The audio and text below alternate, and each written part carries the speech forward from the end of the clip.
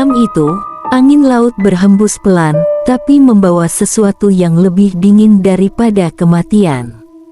Ombak yang biasanya memecah karang dengan suara keras, kini terdengar seperti bisikan yang seolah memanggil nama siapapun yang berani mendengarnya.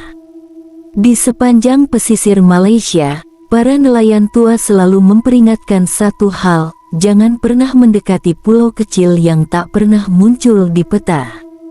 Pulau yang hanya terlihat pada malam-malam tertentu, ketika kabut laut turun terlalu cepat, dan bulan seakan tenggelam di balik gelap yang bukan milik malam. Mereka menyebutnya Pulau Hitam. Konon, pulau itu bukanlah tempat manusia. Pulau itu adalah gerbang. Gerbang bagi mereka yang sudah lama mati, tetapi belum selesai mencari tubuh, suara, atau nyawa pengganti. Dan malam ketika cerita ini bermula, 3 sahabat, Farhan, Ayu, dan Nisa, tak sengaja melihat cahaya samar di tengah laut. Cahaya yang seharusnya mustahil ada. Cahaya yang membawa mereka pada sesuatu yang seharusnya tidak pernah mereka dekati. Karena di balik kabut itu, pulau sedang menunggu. Bukan untuk dilihat, tetapi untuk memakan siapapun yang datang. Inilah kisah nyata yang disembunyikan penduduk pesisir selama puluhan tahun. Kisah terkutuk yang membuat banyak orang hilang tanpa kubur, tanpa jejak, tanpa doa. Selamat datang di pulau yang tidak boleh disebut. Pulau tempat dosa dikunci, dan jiwa manusia menjadi upeti. Pulau yang tidak akan melepaskan sesiapapun yang telah tersesat di dalamnya.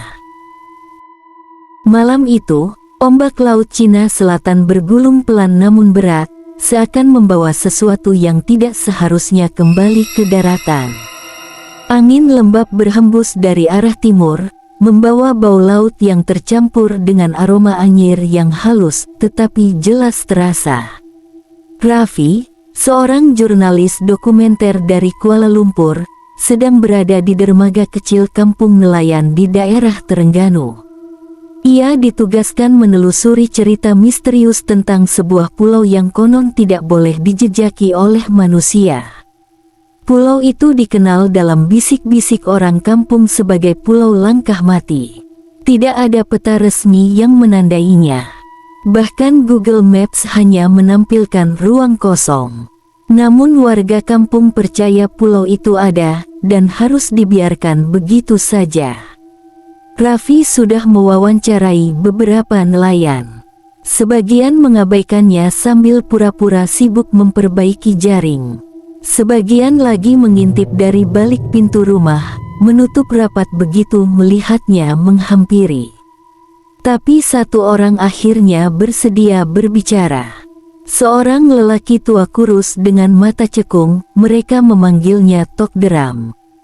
"Jangan pergi ke sana, nak," kata Tok Deram tanpa menatap Raffi.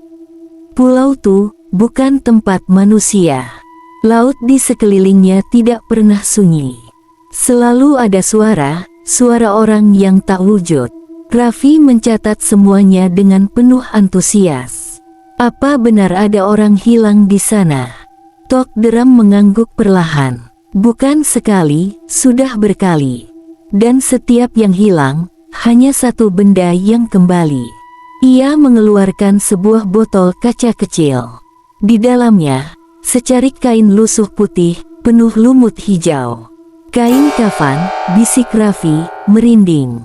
Tok Deram menatapnya tajam untuk pertama kali. Kain orang yang masih hidup. Kain orang yang dipanggil. Malam semakin pekat. Ombak tiba-tiba berhenti seolah seluruh laut menahan napas. Tok Deram mendekat ke telinga Raffi, suaranya serak dan penuh ketakutan. "Dan malam ini, ombak membawa nama kau." Raffi terdiam. Di kejauhan, di tengah kegelapan laut, sesosok bayangan pulau tampak samar, seolah baru saja muncul dari dasar laut. Namun bentuknya tampak bernapas. Pagi datang tanpa cahaya. Matahari seakan enggan menembus kabut pekat yang menyelimuti pulau itu sejak malam pertama mereka tiba. Arman membuka tenda dengan perasaan berat. Udara yang ia hirup berbau aneh, seperti tanah basah bercampur bangkai yang sudah lama membusuk. "Bang, bangun cepat!" Suara Laila bergetar saat ia menunjuk sesuatu di pasir. Arman mendekat, dan jantungnya serasa berhenti. Di sekitar tenda mereka terdapat jejak kaki besar, panjang, dan sangat dalam, bukan jejak manusia, juga bukan hewan hutan yang mereka kenal. Yang membuat bulu kuduk meremang, jejak itu berputar mengelilingi tenda mereka, seperti sesuatu yang hanya berdiri dan mengawasi mereka sepanjang malam. "Ini tak mungkin," ujar Daniel, yang biasanya paling berani. Namun rasa ngeri itu belum berhenti. Di salah satu jejak, mereka melihat sisa kain yang kusut dan gelap, seakan tercabik dari pakaian seseorang. Laila memungutnya perlahan, dan wajahnya pucat. "Ini kain dari baju Aina." Arman langsung menegakkan tubuh. "Aina? Mustahil. Dia baru hilang 2 jam lalu. Mana mungkin jejak sebesar ini?" Tetapi sebelum ia selesai berbicara, suara aneh bergema dari arah hutan. Bukan suara hewan liar, lebih seperti gumaman panjang, berat, dan sangat jauh, namun cukup jelas untuk membuat mereka membeku. Sesuatu sedang memanggil, sesuatu yang tidak seharusnya hidup. Daniel menelan ludah. "Kita kena cari Aina cepat-cepat. Kalau kita lambat, aku takut dia bukan hilang. Aku takut dia diambil." Arman menatap jejak kaki itu. Setiap garis dan lekuknya terlalu jelas, terlalu dalam, terlalu manusia. Tetapi bentuknya salah, seakan tubuhnya terlalu besar dan panjang untuk berjalan seperti makhluk bumi. "Kalau kita ikut jejak ini?" tanya Laila pelan. Kabut di hadapan mereka perlahan bergeser, memperlihatkan jejak kaki tersebut mengarah langsung ke tengah hutan, menuju kegelapan yang seakan menelan cahaya. Arman menghela napas panjang.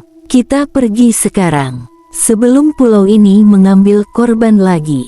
Mereka bertiga melangkah maju, tidak menyadari bahwa di balik pepohonan, ada 2 mata memanjang yang memandangi mereka, tidak berkedip, tidak bernafas. Dan setiap langkah mereka, sesuatu mengikuti dari belakang. Malam itu, angin dari Selat Melaka berhembus kencang, membawa aroma asin laut bercampur bau busuk seperti bangkai yang sudah terlalu lama terendam. Kapal kayu kecil yang membawa Rahman, Mira, dan Faiz mulai bergoyang lebih kuat seiring mereka mendekati pulau tanpa nama itu. Pemandu mereka, seorang nelayan tua bernama Pak Lang, tak berkata sepatah pun sejak meninggalkan dermaga kecil tadi. Padahal sebelumnya, Pak Lang adalah orang yang paling cerewet. Sekarang, wajahnya pucat, tatapannya kosong ke depan, seperti melihat sesuatu yang tak ingin dilihat. "Pak Lang, are you okay?" tanya Faiz, mencoba mencairkan suasana. Pak Lang hanya menggeleng lemah. Lalu berkata pelan, hampir berbisik, "Kalau kamu semua masih boleh berpatah balik, patah baliklah.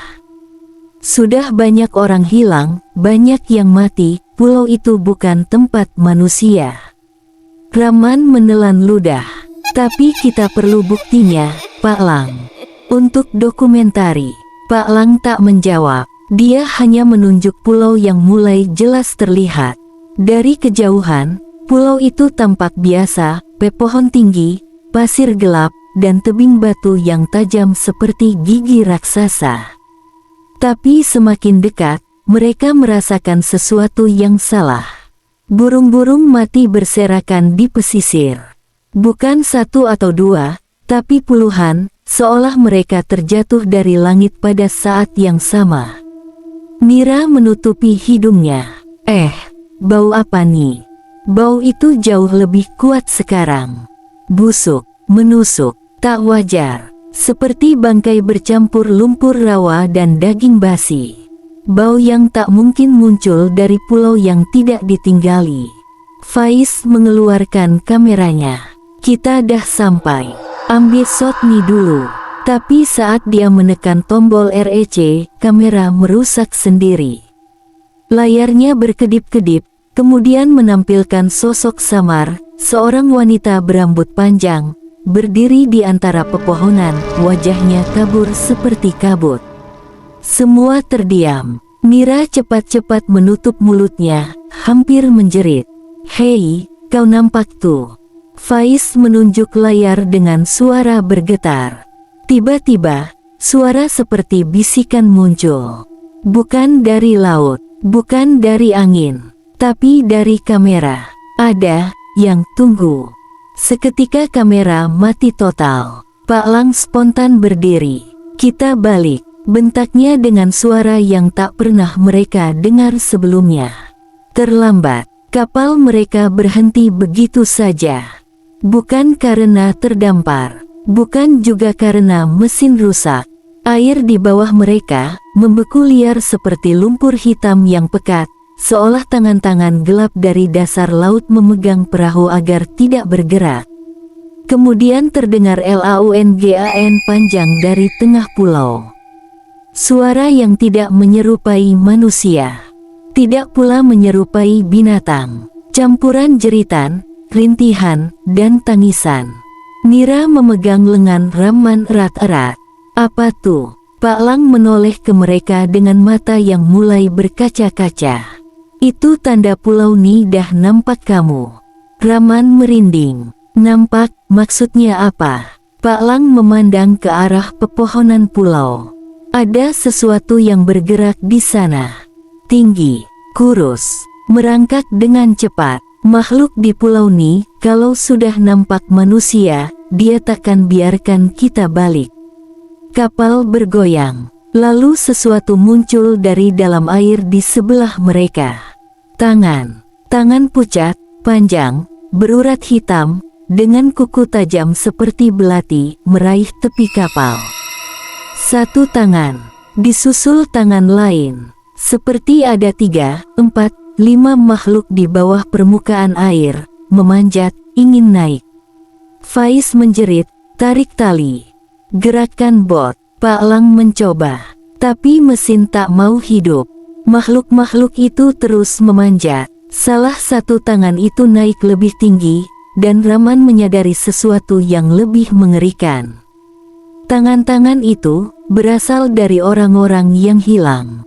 Bajunya sobek, kulitnya pucat. Beberapa di antara mereka seperti masih hidup, matanya terbuka dan basah, tapi tanpa kesadaran. Mulut mereka bergerak-gerak seolah ingin berbicara, atau mungkin meminta tolong. Rahman mematung. Mira mulai menangis. Faiz memutar mata dengan panik. Sementara Pak Lang berkata, dengan suara yang pecah, "Kita dah dipanggil." Malam itu, angin dari arah laut berubah drastis. Tidak lagi sejuk, tetapi hangat, pengap, seperti hembusan makhluk yang bernapas terlalu dekat. Pohon-pohon kelapa di pinggir pantai bergoyang perlahan meski angin hampir tidak ada, seolah sesuatu yang tak terlihat sedang berjalan melewati mereka. Aina tidak dapat tidur. Sejak siang tadi, ia merasa ada sesuatu yang terus mengawasinya dari hutan bakau di belakang pondok penginapan. 2 kali ia melihat bayangan hitam melintas cepat di antara akar-akar bakau yang menjulur seperti jari raksasa. Ketika jam menunjukkan pukul 2 pagi, ia mendengar langkah kaki pelan, menyeret, dan sangat berat. Aina duduk tegak. Uda, yang tidur di kasur sebelah, juga terbangun. "Lagi bunyi tuh," bisik Uda sambil menelan ludah. "Aina, jangan buka pintu," katanya lagi, lebih perlahan. Tapi sebelum Aina sempat menjawab, pintu pondok bergoyang 2 kali. Tidak keras, tetapi cukup untuk membuat mereka membeku. Tuk, tuk, tidak ada suara selain itu. Tidak ada hembusan napas, tidak ada ucapan salam, hanya ketukan pelan, berulang, seolah makhluk di luar sana tahu mereka ketakutan dan menikmati waktu menunggu.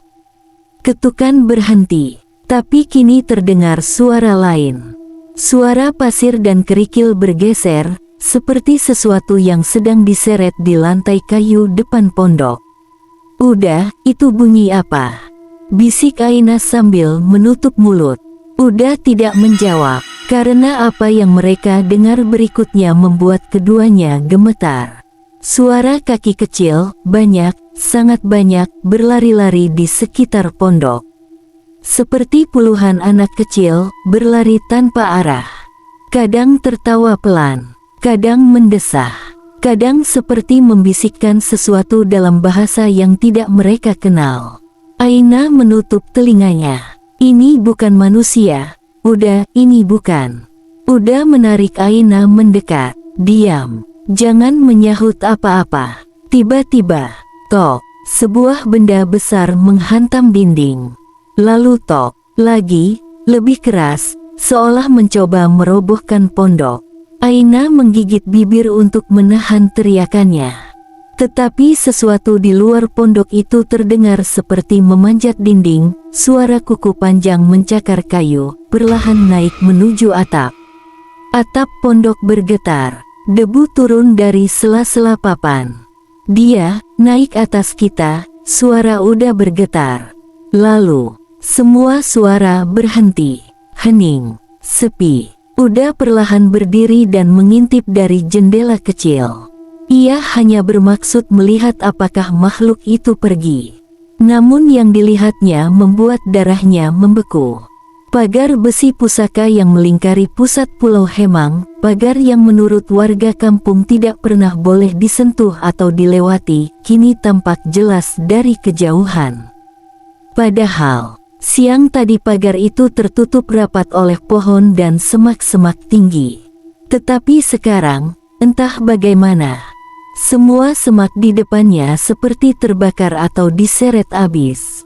Lebih buruk lagi, pagar besi itu terbelah, terbuka, seolah sesuatu yang sudah lama dikurung baru saja keluar. Udah menutup mulut, tertahan napas.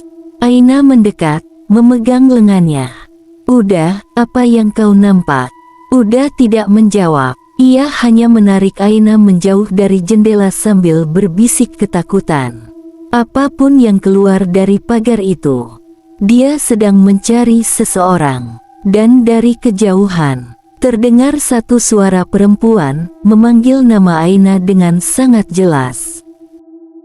Malam itu, hujan turun lebih deras dari sebelumnya. Badai yang menggulung di luar pondok tak memberikan kesempatan bagi siapapun untuk kembali ke pantai. Amir, Hana, dan Faris berdiam di dalam ruang sempit itu, hanya ditemani suara petir dan napas mereka yang kacau. Namun yang paling mengganggu bukanlah hujan, melainkan cermin tua yang tergantung di sudut pondok. Cermin itu sudah ada di sana sejak mereka tiba, berdebu, retak, tetapi terlihat seolah sengaja diletakkan di tempat itu. Awalnya mereka mengabaikannya, namun sejak malam sebelumnya, cermin itu terus memantulkan sesuatu yang tidak seharusnya ada. "Aku tak nak duduk sini lama," bisik Hana sambil memeluk kedua lututnya. "Cermin tuh, dari tadi aku nampak macam ada yang berdiri belakang kita." Amir menghela napas. "Kau penat saja, Hana." "Kita semua, Amir." Suara Faris terdengar tegang, patah-patah. Aku rasa cermin tuh tengah tengok kita." Amir menoleh pelan, dan untuk pertama kalinya, dia menyadari sesuatu. Bayangan mereka bertiga terlihat lebih dulu, bahkan sebelum tubuh mereka bergerak. Seolah cermin itu tak sekadar memantulkan, tetapi mendahului. Seketika suasana menjadi beku. Petir menyambar, menerangi pondok itu dengan cahaya putih menyilaukan. Dan pada saat itulah, Amir melihatnya. Di dalam cermin, berdiri sosok lain tepat di belakangnya, tinggi, kurus, wajahnya kabur, dan kedua matanya hitam pekat tanpa kelopak. Sosok itu perlahan-lahan tersenyum, senyuman terlalu lebar untuk menjadi milik manusia. "Jangan pandang," jerit Hana, namun sudah terlambat. Cermin itu mulai bergetar. Lapisan kacanya seperti air bergerak berombak, bergelombang, dan perlahan-lahan menghitam, seolah kegelapan sedang menelan segala pantulan. Faris panik. "Apa benda nih? Kita nak keluar sekarang." Namun sebelum mereka sempat berdiri, tangan pucat keluar dari dalam cermin, mencakar udara seakan mahu meraih mereka. Hana menjerit. Amir mundur, hampir tersungkur. Faris membaling lampu suluh ke arah cermin. Barang itu pecah, tapi cerminnya tidak retak, tidak rusak. Sebaliknya, ia justru tumbuh, memanjang sampai lantai pondok bergetar. Dari dalam cermin, muncul bisikan-bisikan. Bisikan yang sama seperti yang mereka dengar di pantai malam pertama. Bisikan yang berasal dari mereka yang hilang di pulau itu. Bisikan yang sedang memanggil nama mereka. Amir, Hana, Faris. Suara itu bukan suara manusia. Dan di balik bisikan itu, terdengar tawa kecil, tawa tipis seperti kuku yang menggores kaca. Hana memeluk dirinya sendiri sambil menangis. "Kenapa benda ini kejar kita? Apa salah kita?" Amir tahu jawabannya. Karena pulau ini bukan sekadar pulau. Ia adalah ruang menunggu bagi jiwa-jiwa yang terperangkap. Dan cermin itu adalah pintu. Pintu yang kini terbuka. Tiba-tiba, bayangan mereka di dalam cermin mulai berubah bentuk, kepala memanjang, tubuh membengkok tidak wajar, wajah hancur seakan dicabut paksa. Faris terpaku. Itu bukan lagi kita." Amir memegang lengan keduanya. "Jangan tengok, lari." Namun sebelum mereka sempat bergerak, pintu pondok tertutup sendiri dengan suara dentuman keras. Dan lampu satu-satunya padam. Dalam gelap total itu, hanya suara dari cermin yang terdengar. Suara seseorang yang menarik napas panjang, sangat dekat dengan mereka. Seolah sosok itu kini berada di dalam pondok, bukan lagi di dalam cermin. Angin malam kembali berhembus, membawa aroma asin laut yang entah kenapa bercampur bau anyir besi. Raffi duduk memeluk lutut di dekat pintu pondok yang setengah roboh, sementara Bayu dan Juna berdiri di luar, menatap kehamparan pasir gelap yang kini dipenuhi kabut tipis. Tak ada bintang. Langit seperti tertutup selimut tebal, seolah pulau itu sedang ditelan sesuatu yang jauh lebih besar dari sekadar badai. "Kor, kau dengar tak?" Juna berbisik, napasnya berat. Raffi mengangkat kepala. "Apa pula?" Juna menelan ludah, suaranya bergetar. "Ada orang, panggil nama aku." Bayu langsung menoleh dengan raut tegang. "Jangan nak main-main. Ini bukan masa. Aku serius." Juna berdesis keras. Tadi, dari arah hutan belakang. Dia panggil macam suara mak aku. Semua langsung diam. Karena mereka bertiga tahu satu hal yang mereka lihat sejak sore tadi. Tidak ada apapun yang hidup di pulau itu. Tidak manusia. Tidak hewan. Tidak suara selain desiran angin dan gelombang. Bayu menarik Juna masuk. "Jangan keluar. Apapun terjadi, jangan jawab," katanya.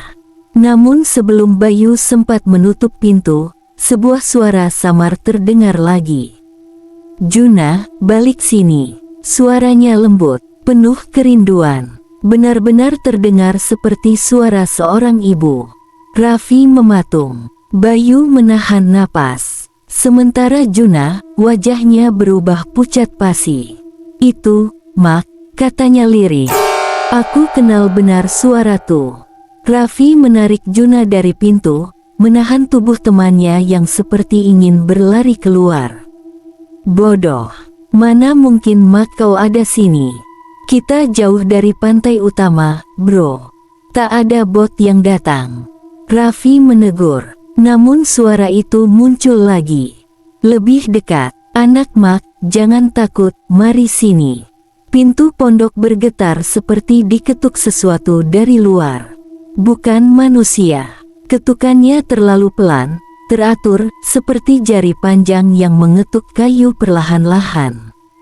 Tok, tok, tok. Bayu, yang selama ini paling kuat, kini suaranya pecah. Bro, itu bukan manusia. Jangan buka pintu. Jangan tengok. Namun rasa penasaran dan ketakutan bercampur dalam kepala Junah. Air matanya mengalir tanpa ia sadari, seluruh tubuhnya menggigil. Itu suara Mak, Bayu. Aku nak pastikan. Tiba-tiba suara itu berubah. Lembutnya hilang. Suasana mendadak menegang seperti tali yang ditarik terlalu keras.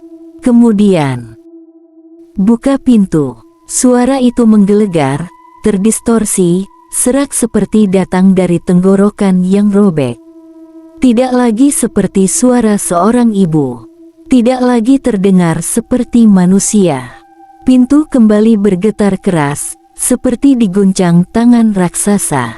Raffi menutup telinga. Bayu memeluk Junah, menahan tubuhnya agar tidak bergerak. Di balik retakan papan pintu, tampak sesuatu. Bayangan besar, memanjang, bergerak seperti tarikan daging yang tak punya bentuk. Seolah-olah sesuatu menempel di dinding luar pondok, merayap mencari celah untuk masuk. Bayu memejamkan mata. Ini pulau bukan mainan, Junah, ini pulau yang disumpah. Kalau kau jawab, dia akan ikut kau. Namun terlambat, sesuatu membisik tepat di telinga Junah, dari balik celah papan yang berlubang. Sebuah bisikan yang terdengar seperti gabungan suara manusia, burung, dan gemericik air laut. Aku dah jumpa kau. Dan saat itu, Junah berteriak.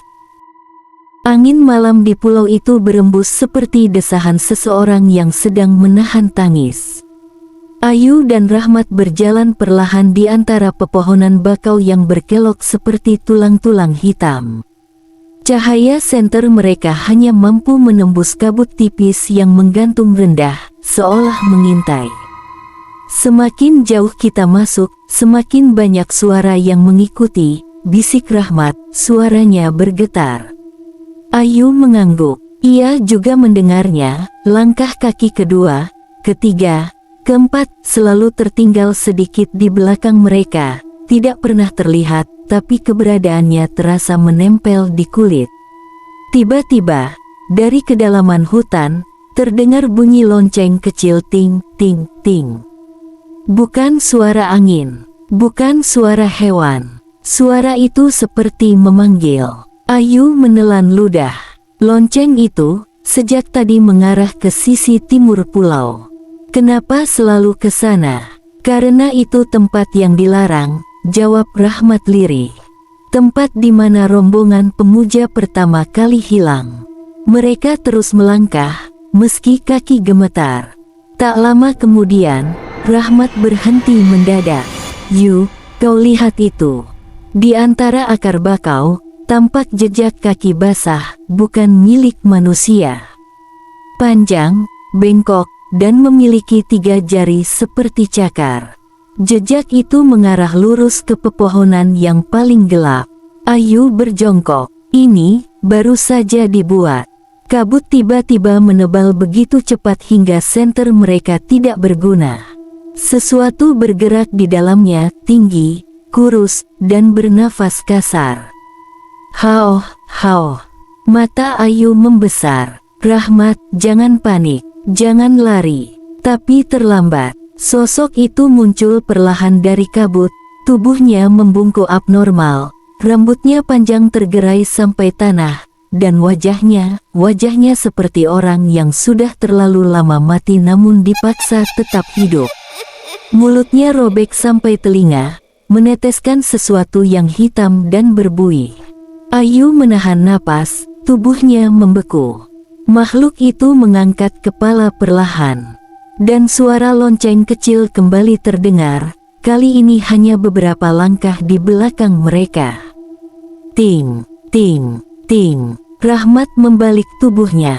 Dan dia melihat bayangan kedua di belakang mereka, lebih besar, lebih cepat, dan bergerak seperti sedang merangkak di dinding yang tak terlihat. Pulau itu tak hanya dihuni satu makhluk. Ayu mencengkeram tangan Rahmat. Kita harus pergi sebelum sesuatu berlari melintasi kabut dengan kecepatan yang tidak masuk akal. Senter mereka padam. Dan dalam gelap total, suara bisikan perempuan tua memenuhi telinga mereka. Kamu sudah dipanggil, jangan balik lagi. Angin laut malam berubah menjadi dingin menggigit, seperti ada sesuatu yang menghirup panas dari tubuh manusia. Di pantai terpencil pulau itu, Aizat, Mira, dan Farhan berdiri membatu, menatap ke arah hutan yang tampak seperti rongga mulut makhluk raksasa, gelap, lembab, dan berdenyut pelan seolah hidup. Mira memegang senter dengan tangan gemetar. Aku baru dengar suara orang menangis. Dekat sangat, bisiknya. Aizat menelan ludah. Tak ada orang lain di pulau ini, hanya kita bertiga. Tapi kalimat itu langsung dia sesali. Karena begitu ia selesai berbicara, suara tangisan itu muncul lagi, lebih dekat, lebih jelas, dan lebih menyayat hati. Bukan suara manusia biasa. Ada sesuatu yang patah, retak, dan penuh dendam. Farhan memutar badannya dengan panik. Tadi masa dalam rumah tinggal tuh, aku nampak bayang perempuan. Dia ikut kita. Aizat menarik napas panjang, mencoba menenangkan diri walau jantungnya berdebar tak normal. Kita balik ke camp, kumpul barang. Lepas tuh, kita cari jalan keluar dari pulau ini. Namun langkah pertama mereka langsung terhenti. Di tepian pohon kelapa, pasir putih tiba-tiba beriak seperti air, lalu sesuatu perlahan muncul keluar. Sebuah tangan pucat, kurus, dengan kuku yang panjang seperti pecahan kaca. Tangan itu mencengkam pasir, lalu menarik tubuh seseorang dari bawah permukaan seakan ia baru bangkit dari kubur. Mira menutup mulut menahan jeritan. Perempuan itu bangkit sepenuhnya, rambutnya panjang basah menutupi wajah, baju lusuh koyak seperti ditarik paksa, dan dari celah rambutnya, terlihat senyuman merekah, terlalu lebar, tidak manusiawi. Perempuan itu mengangkat wajah perlahan, dan kini 3 wajah pucat dari mereka dapat melihat mata itu, mata hitam tak berkelopak, berputar pelan seolah bukan miliknya. Dia kemudian berkata dengan suara 2 lapis, seperti dari rongga dada dan tenggorokannya sekaligus. Kalian dah masuk tanah aku, takkan boleh keluar. Aizat mundur beberapa langkah, tetapi pasir di belakangnya tiba-tiba mengeras seperti lantai semen. Farhan mencoba lari ke samping, namun pohon-pohon di tepi pantai bergerak, bukan ditiup angin, tetapi seperti diraih sesuatu dari dalam gelap. Tubuh perempuan itu melayang sedikit dari tanah, rambutnya terjulur panjang mengikuti arah angin yang tak ada. Dia menunjuk ke arah mereka bertiga. Seseorang antara kalian sudah dipanggil. Dan bila seorang sudah dipilih, yang lain mesti jadi saksi. Mira terisak, dipilih untuk apa? Perempuan itu tersenyum lebih lebar, hingga pipinya sobek dan kulitnya mengelupas. Untuk tinggal selamanya di sini, jadi penjaga baru pulau ini. Lalu pulau itu bergetar. Tanah, pepohonan, dan ombak terasa seperti bernapas bersama.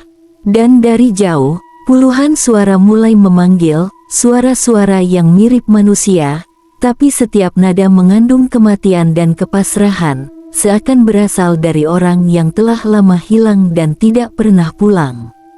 Pulau itu hidup, dan kini ia menginginkan mereka. Hujan turun tanpa suara, seolah dunia di luar pulau itu telah terputus dari kenyataan. Air tidak jatuh menimpa daun atau tanah, melainkan menghilang sebelum menyentuh permukaan, membuat suasana makin tidak masuk akal. Farid, Aina, dan Amir berlari menuruni jalan setapak penuh lumpur, mencoba kembali ke pantai dengan harapan kapal kecil mereka masih terikat di sana. Tapi setiap langkah terasa semakin berat, seolah tanah itu sendiri mencoba menahan mereka. "Cepat, jangan toleh belakang," seru Farid sambil menarik tangan Aina yang hampir terjatuh. Namun suara yang datang dari arah belakang tak bisa mereka abaikan, suara langkah kaki banyak orang, menyeret seperti tubuh yang dipaksa berjalan tanpa nyawa. Langkah-langkah itu tidak hanya mendekat, tapi juga datang dari segala arah, termasuk dari dalam hutan gelap di kiri dan kanan mereka. Amir menoleh karena rasa takutnya memuncak. Sesal langsung menghantam dadanya. Di balik pepohonan, puluhan sosok berdiri, tubuh pucat, wajah membusuk, mata kosong menghitam, seolah mereka mati tenggelam, tetapi tetap berjalan. Baju mereka robek dan meneteskan air laut yang tidak pernah berhenti mengalir. Mereka tidak bernafas, tidak berkedip, dan semuanya menghadap ke arah Farid, Aina, dan Amir. Amir memekik, "Diorang ikut kita dari kampung tuh. Mereka semua dah." Sebuah suara menggelegar memotong kalimatnya. "Jangan lari." Suara itu berasal dari tengah jalan. Dari sosok perempuan tua yang tadi mereka lihat di rumah kayu terapung. Wajahnya kini lebih jelas, lebih rusak, kulitnya terkelupas seperti daging yang direbus, dan rambut putihnya basah seperti baru muncul dari dasar laut. Dia tersenyum dalam kegelapan. "Kamu sudah dipanggil, pulau ini dah pilih kamu." Aina mundur sambil menangis, "Kami tak buat apa-apa. Kami cuma nak balik." Perempuan itu tertawa kecil, suara tawa bercampur dengan suara air laut menetes dari rahangnya. "Sesiapa yang jejak sini, tak pernah balik." Tiba-tiba tanah di depan mereka retak. Dari celahnya, uap hitam keluar, berputar seperti asap hidup yang mencoba memeluk kaki mereka. Aina menjerit ketika asap itu menyentuh kulitnya, membuatnya terasa seperti terbakar dari dalam. Farid menarik Aina setengah berlari, sementara Amir berusaha memukul asap itu meski percuma. Setibanya di pantai, mereka terdiam, terpaku. Kapal mereka tidak hilang, tidak rusak, tidak hanyut.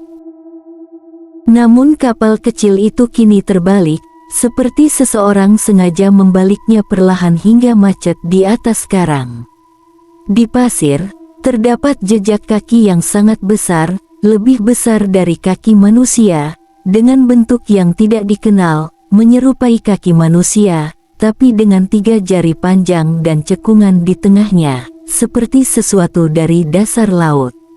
Aina menjerit histeris, "Kita perlu pergi sekarang." Namun ketika Farid menyentuh kapal untuk membaliknya, pasir di bawah kakinya bergetar. Suara gemeretak muncul dari bawah tanah, lalu seluruh pantai seakan bergerak. Seolah sesuatu yang sangat besar sedang berada tepat di bawah permukaan. Perlahan, sebuah tangan hitam berlendir muncul dari pasir. Tangan itu panjang, kurus, dan memiliki kuku setajam besi karat. Kemudian muncul tangan kedua. 2 tangan itu menempel di pasir, dan tubuh besar, sangat besar, seakan mencoba merangkak keluar. Aina jatuh berlutut, tak bisa bergerak. Amir mundur sambil tersengal. Farid hanya bisa berbisik lirih, "Ya Allah, apa nih?" Ketika makhluk itu mengangkat kepalanya dari balik pasir, wajahnya mirip manusia, tapi tidak sepenuhnya. Seperti tengkorak ikan bercampur wajah perempuan yang membusuk, dengan mata putih menyala dari dalam. Ia membuka mulutnya yang panjang dan terbelah sampai telinga, mengeluarkan suara seperti ribuan orang menjerit sekaligus. Kalian milik pulau ini. Laut di belakang makhluk tersebut tiba-tiba menjadi gelap, sangat gelap, seakan ada bayangan besar mengambang di bawah permukaan. Farid memeluk Aina, Amir terjatuh mundur, dan langit di atas mereka berubah menjadi merah kelam. Pulau itu menutup pintu pulangnya. Dan malam itu, mereka bukan lagi pengunjung. Mereka adalah korban yang telah ditandai. Malam itu, angin di Pulau Serayu tidak lagi berhembus seperti angin biasa. Rasanya seperti hembusan napas dari sesuatu yang sedang tertidur di bawah tanah. Afik merasakan pasir di bawah kakinya bergetar pelan, seolah pulau itu hidup, bergerak, dan mengamati setiap langkahnya. Dari kejauhan, suara azan yang tadi sempat terdengar samar kini berubah menjadi lengkingan panjang, melengking seperti suara perempuan diseret dari lorong gelap. Nurin berhenti melangkah. "Afik, kau dengar tak?" Afik mengangguk, wajahnya pucat. Getaran di tanah semakin kuat. Rumput dan pohon bakau bergerak seperti sedang melarikan diri dari sesuatu yang muncul dari bawah permukaan bumi. Kemudian, krek, krek, krek. Suara itu terdengar dari arah bukit kecil di tengah pulau. Seolah ada sesuatu yang sedang merayap keluar dari tanah, mencakar akar-akar dan batu karang. Nurin memaksa menelan ludah. Bukan manusia itu. Tidak ada yang menjawab, karena tepat di depan mata mereka, sebuah tangan panjang, kurus, berkulit hitam keabu-abuan, perlahan keluar dari celah tanah. Jari-jarinya melengkung abnormal, panjang seperti ranting kering yang sudah mati. Di sela-sela kukunya, ada pasir dan belatung berguguran. Tangan itu menekan tanah, dan menarik sesuatu yang jauh lebih besar keluar dari lubang gelap itu. Afik mundur beberapa langkah, suaranya bergetar. Ini bukan roh biasa, ini perjanjian lama mereka. Makhluk itu akhirnya muncul sepenuhnya. Tubuhnya tinggi, bungkuk, kulitnya seperti kain yang direndam lumpur hitam. Kepalanya tertidur ke samping, mata kosong berwarna putih susu, mulutnya sobek hingga ke pipi, dan dari mulutnya, suara berkumandang seperti 1000 suara wanita menangis. Nurin memejamkan mata, menahan tangis. Makhluk penjaga pulau, penjaga sumpah itu. Makhluk itu berbalik pada mereka. Kepalanya miring 90 derajat, mengeluarkan suara patahan yang membuat lutut mereka hampir menyerah. Ia berjalan dengan gerakan yang tidak manusiawi, melompat pendek, merayap, dan berlari dalam pola yang tidak bisa diprediksi. Afik menarik lengan Nurin. "Kita tak boleh berada di sini." Pulau ini sudah membuka matanya. Tapi tanah di belakang mereka pecah. Satu lagi tangan keluar, lalu tangan lain, lalu suara jeritan dari berbagai arah. Seakan pulau itu tidak dihuni oleh satu makhluk, tetapi ratusan. Semua bangkit karena satu alasan: menagih nyawa pengganti untuk sumpah yang dilanggar. Afik menjerit, lari. Namun sebelum mereka sempat bergerak, makhluk pertama menyeringai, dan seluruh pulau mulai mengeluarkan suara gemuruh, seperti dada raksasa yang sedang menarik napas panjang sebelum mengeluarkan kemarahan. Pulau Serayu akhirnya bangun sepenuhnya. Dan malam itu tidak lagi sunyi. Angin malam meraung seperti suara perempuan menangis, menamparkan pepohonan tua yang tumbuh miring di sepanjang pantai. Haris, Maya, dan Farid berlari melewati pasir yang berubah hitam pekat, seolah pulau itu menutup jalan mereka pulang. Cahaya bulan tertutup kabut gelap seperti tinta. Mereka akhirnya tiba di bangunan kayu tua, tempat yang menurut cerita penduduk lokal menjadi pusat kutukan pulau itu. Bangunan itu tidak besar, tapi terasa hidup. Setiap kayu bergetar seperti napas makhluk raksasa yang sedang tidur. "Ini tempatnya," jerit Maya sambil menahan tangis.